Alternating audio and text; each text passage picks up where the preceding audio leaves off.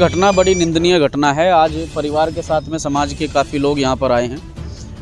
लगातार इस घटना को आज 5वां दिन है और 5 दिन में भी अब तक जो अन्य लोग हैं जिन्हें प्रशासन ने अज्ञात में डाला है, जबकि उनके नाम भी उजागर हो चुके हैं कि वो कहाँ के रहने वाले हैं और कौन लोग हैं। क्योंकि जो व्यक्ति जेल गया है उसने अपने स्टेटमेंट में बताया भी है कि उनके साथ में कौन लोग थे और किस व्यक्ति के साथ में वो चलकर आया था।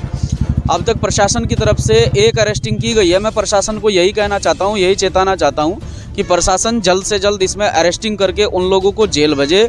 आज तुम शांतिपूर्ण तरीके से अपने भाई को यहाँ श्रद्धांजलि देने के लिए कैंडल मार्च के माध्यम से शताब्दी द्वार पर पहुँचे हैं। कल ऐसा ना हो कि पीड़ित पक्ष के साथ में समाज के लोग यहाँ सड़कों पर उतरें और कोई उग्र आंदोलन हो, क्योंकि हमारा बच्चा तो चला गया हमारे बीच से, हमारे पास कुछ नहीं बचा है। लेकिन अब हमारे पास बचा है तो सिर्फ और सिर्फ इस बच्चे के लिए संघर्ष बचा है, जो संघर्ष हम करते आए हैं और करते रहेंगे। जब तक इसके दोषियों को सज़ा नहीं मिलेगी तब तक हम चैन से बैठने वाले नहीं हैं। ये प्रकरण यहाँ रुड़की के साथ साथ, इस ज़िले के साथ साथ, इस प्रदेश के साथ साथ पूरे देश में इस प्रकरण की चर्चाएं हैं कि बाल्टी से एक बच्चे को इतना मारा गया कि ऑन स्पॉट उसकी डेथ हो जाती है, वो ऑन स्पॉट मर जाता है। तो किस प्रकार की व्यवस्था में हम लोग यहाँ पर जी रहे हैं। मैं तमाम लोगों को आपके चैनल के माध्यम से ये भी कहना चाहता हूँ कि इस प्रकार की घटनाएं अगर आपके सामने हो, तो मेरे सामने हो तो मैं तो तुरंत जवाब देने वाला व्यक्ति हूँ। अगर आपके सामने भी हो तो ऐसे आप लोगों को आगे आना चाहिए, आपको उसको बचाना चाहिए था। लेकिन एक भी व्यक्ति ऐसा नहीं आया। एक व्यक्ति पूरी वीडियो में दिखाई दे रहा है। एक रिक्शे वाले ने हिम्मत की,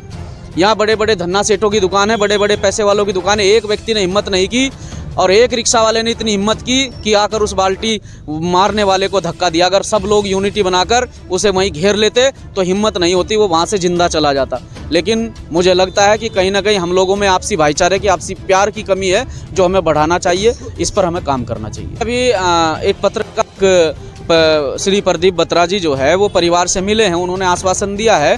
तो मैं यही कहना चाहता हूं माननीय विधायक जी के माध्यम से कि आप इस बात को विधानसभा में रखें, आप माननीय मुख्यमंत्री जी के सामने रखें। इस प्रदेश के सम्मानित व्यक्ति हैं और उन्हें इस परिवार के बारे में सोचना चाहिए। अब तक अगर ये घटना आकाश के साथ ना होकर किसी और के साथ होती तो मुझे लगता है कि अब तक माननीय मुख्यमंत्री जी की तरफ से जो है इन्हें मुआवजा भी दिया जाता, इन्हें नौकरी भी दी जाती और इनके बच्चों के लालन पालन की व्यवस्था भी की जाती। लेकिन अब तक ऐसा कुछ नहीं किया गया है।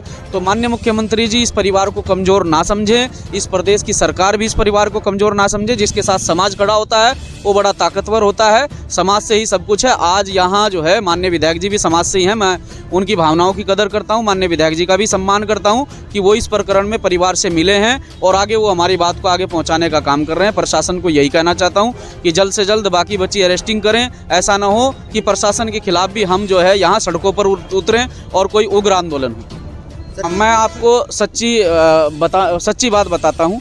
ये जितनी भी घटनाएं आजकल हो रही हैं, ये शाम के समय ये जो नशा रुड़की के अंदर बढ़ रहा है, शराब पीना, चर्च पीना और स्मैक पीना, इस तरह के नशे जो है यहाँ बहुत ज़्यादा बढ़ावा इस तरह के नशों को दिया जा रहा है। उनकी वजह से घटना घटी है। मैं भी इस भाई के पास में एक बार आया था, मैं भी यहाँ खड़ा होकर ये अंडों की ठेली लगाता था, तो मैं भी इसके पास में एक बार अंडे खाकर गया था। यहाँ सामने आइसक्रीम की ठेली लगती है।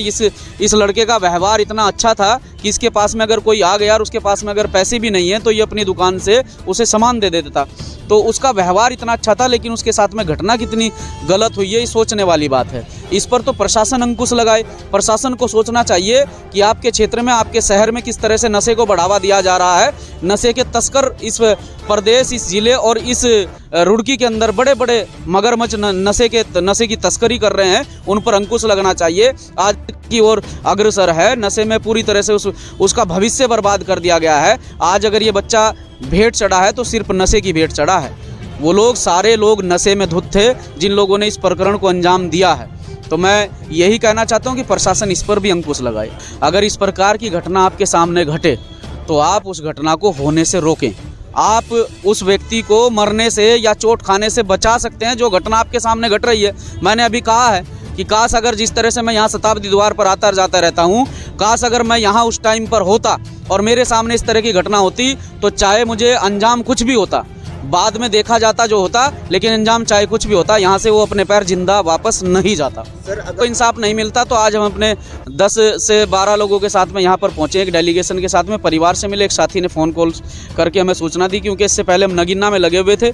परिवार के साथ खड़े हैं और बहुत जल्द जो है मैं माननीय अध्यक्ष जी से भी आज बात करूंगा। बहुत जल्द हमारे भाई चंद्रशेखर आज़ाद जी इस परिवार से मिलने के लिए आएंगे और एक बड़े आंदोलन के लिए हम तैयारी करेंगे अगर प्रशासन हमारी बात को मान्य नहीं करता है। जो घटना हुई है, हमें इंसाफ चाहिए और हमारे बहू बेटे को जो है उसको नौकरी मिलनी चाहिए और उसको सज़ा मिलनी चाहिए।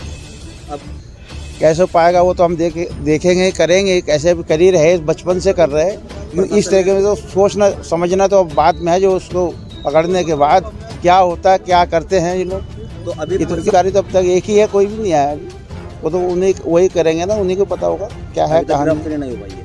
अब हम उसके बच्चों के लिए, उसके लिए कुछ चाहिए। अब उसके बच्चे के लिए हमें कुछ नहीं चाहिए, उसे नौकरी चाहिए। बच्चे के लिए, आगे के लिए बढ़ने के लिए नौकरी का चाहिए, जो कि बच्चा जो है बढ़े, आगे परेशान ना हो। हम बुढ़ा बाप मैं क्या करूँगा, मेरे 6 बच्चे मैं क्या करूँगा, मेरा पला हुआ औलाद चला गया मैं क्या करूँ, मेरा हंस रो रहा मैं क्या करूँगा।